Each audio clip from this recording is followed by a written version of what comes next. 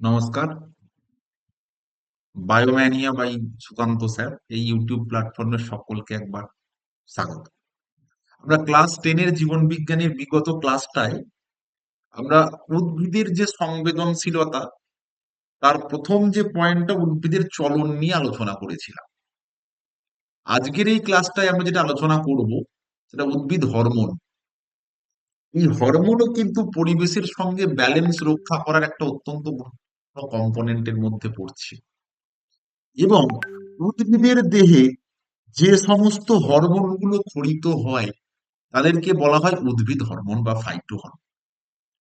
এই হরমোন এক প্রকার রাসায়নিক বার্তাবাহক। এ বিভিন্ন সময়ে প্রাণী বা উদ্ভিদের দেহ থেকে ক্ষরিত হয়ে কোনো না কোনো বার্তাকে এক স্থান থেকে অন্য স্থানে বহন করে নিয়ে যায়। বিভিন্ন রকম পরিবর্তনের বার্তাকে সে বহন করে। শারীরিক পরিবর্তন, মানসিক পরিবর্তন, বৌদ্ধিক পরিবর্তন, এ ধরনের বার্তাকে সে বহন করে নিয়ে যায়। এবং যদি দেখি আমরা উদ্ভিদদের ছোট অবস্থা থেকে বড় অবস্থায় এই যে রূপান্তর, সেই রূপান্তরের সময় বিভিন্ন ঘটনা, সেটা তার অগ্রস্থ বৃদ্ধি হতে পারে, ফুল ফোটা হতে পারে, ফল উৎপাদন হতে পারে, তার বার্ধক্য হতে পারে, এই সমস্ত বিষয়গুলোকে কন্ট্রোল করছে উদ্ভিদের দেহ থেকে ক্ষরিত হরমোন। এই উদ্ভিদের দেহ থেকে যে সমস্ত হরমোনগুলো ক্ষরিত হয় তাদের বেশ কিছু হরমোন আছে যেগুলো প্রাকৃতিক, যেমন auxin, gibberellin, cytokinin, ethylene, abscisic acid. আবার আমরা অনেক সময় এটাও দেখেছি এই হরমোনগুলোর নেচারের মতন করে কৃত্রিম ভাবেও হরমোনগুলোকে তৈরি করা হয়েছে। যেমন উদ্ভিদের দেহে থাকা ইন্ডোল অ্যাসিটিক অ্যাসিড বা অক্সিন, আমরা কৃত্রিম ভাবে অক্সিনকে তৈরি করেছি যার নাম naphthalene acetic acid, two four dichlorophenoxy acetic acid, two four five trichlorophenoxy acetic acid. এরাও কিন্তু রয়েছে কৃত্রিম ভাবে তৈরি করা হরমোন। এর সঙ্গে সঙ্গে কিছু প্রকল্পিত হরমোনও থাকে, যেমন ফ্লোরিজেন, ভার্নালিন। এই উদ্ভিদের হরমোনগুলো উদ্ভিদের দেহের বর্ধিষ্ণু অঞ্চল থেকে বেশিরভাগ ক্ষরিত হয় এবং ক্ষরিত হয়ে বিভিন্ন রকম উদ্ভিজ্জ পরিবহনের বার্তাগুলোকে সে বহন করে নিয়ে যায়। এই 5 প্রকারের মেনলি হরমোন যদি আমরা দেখি উদ্ভিদের দেহে থাকা, তার মধ্যে প্রথম যে 3 প্রকারের কথা বলা আছে, অক্সিন, জিবব্যারেলিন এবং সাইটোকাইনিন, এরা কিন্তু উদ্ভিদের বৃদ্ধির সহায়ক, গ্রোথ প্রমোটার। অ্যাবসিসিক অ্যাসিড এর গ্রোথ কমিয়ে দেয়। আর একটা হচ্ছে ইথিলিন, এর তেমন কোনো ভূমিকা নেই বৃদ্ধিতে। এই 3 প্রকার আমাদের সিলেবাসে মেনলি উল্লেখ আছে। এর মধ্যে প্রথমেই যে হরমোনটা আছে তার নাম অক্সিন।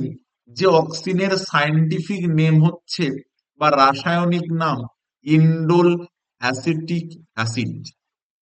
এই ইন্ডোল অ্যাসিটিক অ্যাসিড বা অক্সিন পরীক্ষায় একটা খুব সিম্পল প্রশ্ন দেওয়া হয়, উদ্ভিদের দেহের প্রধান হরমোন কোনটা, সেটা এই ইন্ডোল অ্যাসিটিক অ্যাসিড বা অক্সিন। উদ্ভিদের দেহে মেন গ্রোথ বা উদ্ভিদের যে বৃদ্ধি, সেই বৃদ্ধিতে সব থেকে বেশি পরিমাণে সাহায্য করে অক্সিন। সেটা কোষের বৃদ্ধি হতে পারে, উদ্ভিদের দেহের বিভিন্ন অংশ, মূল, কাণ্ড, যেমন মূলে আবার কাণ্ডে। দেখো কাণ্ড যাচ্ছে আলোর দিকে, মূল যাচ্ছে জলের দিকে, দুটোর বৃদ্ধিতেই অক্সিনের ভূমিকা আছে। এই ঘটনাগুলোকে বলা হয় এপিক্যাল ডোমিনেন্স বা অগ্রস্থ প্রকটতা। ওই যে আলোর দিকে চলে যাচ্ছে, অগ্রর দিকে চলে যাচ্ছে, এই কাজও অক্সিন করছে। আবার এই অক্সিনকে কৃত্রিম ভাবে প্রয়োগ করে একটা খুব গুরুত্বপূর্ণ কাজ করা হয়, যার নাম পার্থেনোকার্পি, ফল উৎপাদন করা। পার্থেনোকার্পি মানে বীজহীন ফল উৎপন্ন করা। দেখবে আমরা প্রায়শই এখন রাস্তাঘাটে বাজারে দেখি, বলে বারুইপুরের পেয়ারা, পেয়ারাটা কেটে দেবে, খাবে, বীজ পাবে না, পার্থেনোকার্পি। আবার এই আগাছা দমন করতেও এই অক্সিনকে কৃত্রিম ভাবে তৈরি করে নিয়েও কিন্তু ব্যবহার করা হয়। অক্সিন কম ঘনত্ব বা বেশি ঘনত্ব দুটো জায়গাতেই কিন্তু সে খুবই ইফেক্টিভ। কাণ্ডের অগ্রভাগের বৃদ্ধি বলো অথবা কখনো সে মূলের বৃদ্ধি বলো না কেন, কম ঘনত্বর অক্সিন মূলেরও বৃদ্ধি ঘটাচ্ছে, বেশি ঘনত্বের অক্সিন কাণ্ডেরও বৃদ্ধি ঘটাচ্ছে। তাহলে আলটিমেট এই যে অক্সিন হরমোন উদ্ভিদের দেহে কিন্তু প্রধান বৃদ্ধি সহায়ক হরমোনগুলোর মধ্যে একটা। এই অক্সিন ছাড়াও উদ্ভিদের দেহে আরো একটা অত্যন্ত গুরুত্বপূর্ণ হরমোনের নাম হচ্ছে জিববারেলিন, এবং উদ্ভিদের দেহে বলা হয় একমাত্র নাইট্রোজেন বিহীন এই হরমোনটা। বিজ্ঞানী কুরোসোয়া জিব্বারেলা ফুজিকোই নামক একটা ছত্রাক থেকে এই জিববারেলিন আবিষ্কার করলেন এবং দেখলেন এই যে কাণ্ডের এই যে গাঁট বলি গিট, যে একটার সঙ্গে একটার যে দৈর্ঘ্য আছে এর মাঝে পর্ব বলি, ওই পর্বগুলোর মধ্যেকার দৈর্ঘ্যটা সে বাড়াচ্ছে। এবং এই যে জিববারেলিন, যে সব থেকে গুরুত্বপূর্ণ কাজ হচ্ছে বীজের সুপ্ত অবস্থা ভঙ্গ করতে সাহায্য করে। বীজের সুপ্ত অবস্থা মানে কি? দেখবে একটা কবিতার লাইন আছে, ঘুমিয়ে আছে শিশুর পিতা সব শিশুরই অন্তরে। আজকে যে শিশু আগামী দিনে সেই শিশু ভবিষ্যৎ শিশুর পিতা। এই যে বিষয়গুলো, এই বিষয়গুলো জিব্রাইলের মধ্যে আমরা দেখতে পাই। ফুল ফোটানোতেও সাহায্য করে। আর সব থেকে গুরুত্বপূর্ণ কাজ হচ্ছে বীজের সুপ্ত অবস্থাকে ভঙ্গ করা, ফলের বৃদ্ধি করা, কাণ্ডের দৈর্ঘ্য বৃদ্ধি করা, ফুল ফোটানো। এগুলো জিব্বারেলিনের কাজ। আবিষ্কার করেছেন বিজ্ঞানী কুরোসোয়া। জিব্বারেলা ফুজিকুরোই থেকে এটা আবিষ্কার করেছেন। এরপরে আমরা দেখব যেটা, সেটা আছে কি সাইটোকাইনিন।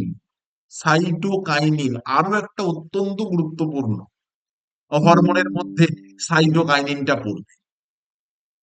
যে নারকেলের যে জল বা ডাবের যে জল যেটা আমরা বলি, এটা সাইটোকাইনিন হরমোন। এই সাইটোকাইনিন হরমোনের মেন কাজ বা প্রধান কাজ কি? দেখবে কেয়া সেটের একটা ক্রিমের অ্যাড দেয়, তোমার বয়স হোক 33 বা 43, তোমাকে লাগবে 23। আবার দেখবে বড় বড় ফেস্টুন হোর্ডিং এ অ্যাড দেওয়া আছে, একজন মানুষ মুখের একদিকে ডাব সাবান মেখেছে, অন্যদিকে অন্য সাবান মেখেছে। যেদিকে ডাব সাবানটা মেখেছে সেদিকে বার্ধক্যটা আসেনি, যেদিকে অন্য সাবানটা মেখেছে সেদিকে বার্ধক্যটা এসেছে। এর মানে এটাই প্রমাণ দেয় এই সাইটোকাইনিন এর একটা এজিং কন্ট্রোল করার ক্ষমতা আছে বা বার্ধক্যকে কন্ট্রোল করার ক্ষমতা আছে।